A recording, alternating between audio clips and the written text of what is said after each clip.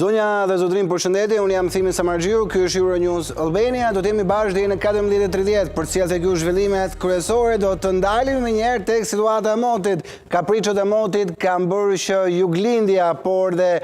veriu i vendit jenë mbuluar nga bora dhe kam fillimisht kolegun Xhelsi Shkëmbi në korë. Xhelsi, përshëndes. Shoh pas teje Borë, në trego pak tani çfarë po ndodh në gjithë qarkun e Korçës, si e situata, ka probleme, nuk ka probleme me akset, me zonat bllokuara?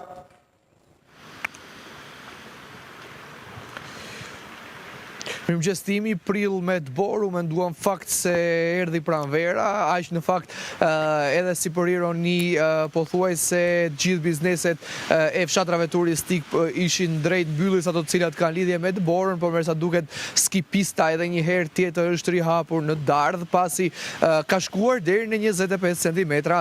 trashësia e të Borës në fshatin turistik të Dardhës, e po ashtu të Borë ka patur edhe në fshatin turistik të Voskopojës, të Vidkuqit, por po ashtu edhe në qytet, aty ku momentalisht ndodhemi. Probleme absolutisht që ka përsa i përket rrugëve rurale, janë rrugët rurale ato të cilat paraqesin probleme kryesisht në përfshatrat e thellë malor, aty ku trashësia e të Borës është nga 10 deri në 15 cm, ndërkohë që paraqiten probleme edhe me energjinë elektrike. Janë 12 fshatra aktualisht të njësisë administrative proptisht të bashkisë Pogradecit, të cilat kanë shkëputje të herpasershme të energjisë elektrike, po ashtu edhe fshatrat e Devollit të Sipër, Nikolica, Arza dhe fshatrat e tjerë kanë probleme me energjinë elektrike, ndërkohë që probleme po ashtu me furnizimin me energjinë elektrike paraqiten edhe në fshatrat e njësisë administrative të çlirimit në bashkinë e Kolonjës. Nuk paraqiten probleme përsa i përket rrugëve nacionale, flas për ato rrugë nacionale të cilat janë kryesore, pra Qafthan, Kapshtic, për ata të cilët duan të udhtojnë drejt shtetit Elena, po qoftë edhe Zëmblag, Goric, për ata të cilët duan të udhtojnë drejt Maqedonisë së Veriut, e po ashtu edhe rruga Korçë-Ersek, e cila lidh më pas edhe Gjirokastër, Saran, Det është e hapur totalisht, nuk paraqiten probleme me rrugët e rëndësishme nacionale, edhe rruga Korçë-Pogradec paraqitet në situatë të kënaqshme, edhe pse hera herës e gjithë trupa e policisë së qarkullimit rrugor ka krijuar disa postobloqe për të bërë këshilla drejtues vetëmiteve për të reduktuar shpejtësinë, nga ana tjetër ata të cilët duan të udhtojnë drejt zonave të thella malore apo qoftë drejt zonave të larta duhet të jenë patjetër të pajisur me goma dimërore ose nga ana tjetër edhe me zinxhir, ndërkohë që probleme në këto momente komunikohet që ka edhe në fshatrat e njësisë administrative të Moglicës e të Lozhanit në bashkinë e Maliqit, ndërkohë që probleme paraqesin me energjinë elektrike edhe njësi administrative të tjera në bashkinë e Pogradecit, të cilat lidhen nëpërmjet agjencisë elektrike të Prenjasit. Kjo është situata aktualisht që flasim në juglindjen e të vendit, ndërkohë që duhet specifikuar se ka dëme të konsiderueshme në frutikulturë.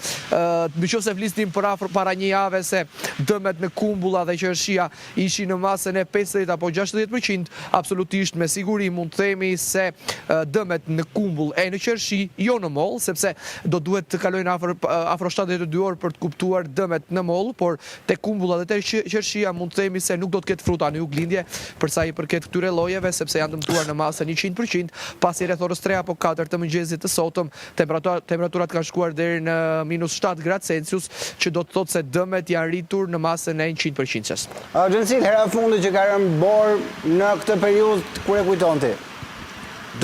Me kaq shumë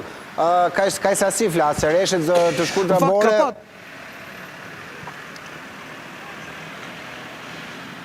Jo me këtë intensitet, pasi të Borë ka patur edhe në fund të prillit përpara 3 apo 4 vitesh, por me këtë lloj intensiteti të çuditshëm, sepse ka një formë të çuditshme të rreshjeve në juglindjen e vendit, pasi më tepër të Borë ka patur në qytetin e Korçës, e cila normalisht është më e ulët në nivelin e detit se sa Dardha, Voskopoja, Vidkuqi, Mashkullora. Pra nëse trashësia e të Borës në qytet, siç ju e shihni, sepse normalisht tani është ora 11:35 dhe për shkak të qiellit ka filluar të shkri, po ka shkuar deri në 18-19 cm. Në këto zona malore ka shkuar diku rreth 12-13, ndaj në fakt edhe ka patur rreshje të çuditshme, sepse pritej që në fakt rreshjet me indeset lartë t'i përkisnin mashkullorës, vitkuqit, voskopojës, dardhës, mokrës së Pogradecit, devollit të sipërmarzës, Nikolicës, zonave aty përreth. Rreshjet më të mëdha kanë qenë në qytet, ndërkohë që absolutisht përpara 3 apo 4 vitesh ka patur rreshje të tilla, por jo me këtë lloj intensiteti. Ka patur rreshje dëbore të cilat nuk kanë mbajtur, i themi në gjuhën popullore, por në këtë lloj forme kanë sjell dëme shumë të konsiderueshme,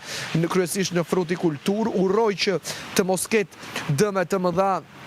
në mollë, sepse kryesisht fusha e Korçës, fshatat e Dvoranit, Kamenicës janë të njohura për prodhimin e mollës, por patjetër janë të njohura edhe për prodhimin e kumbullës së qershisë, e cila ka sjell dëme të konsiderueshme në këto në bërthamorët, ndaj edhe Jorgo Braholli, të cilën në para pak minutash kam patur mundësi ta intervistoj, apo qoftë edhe Arbenu Solli,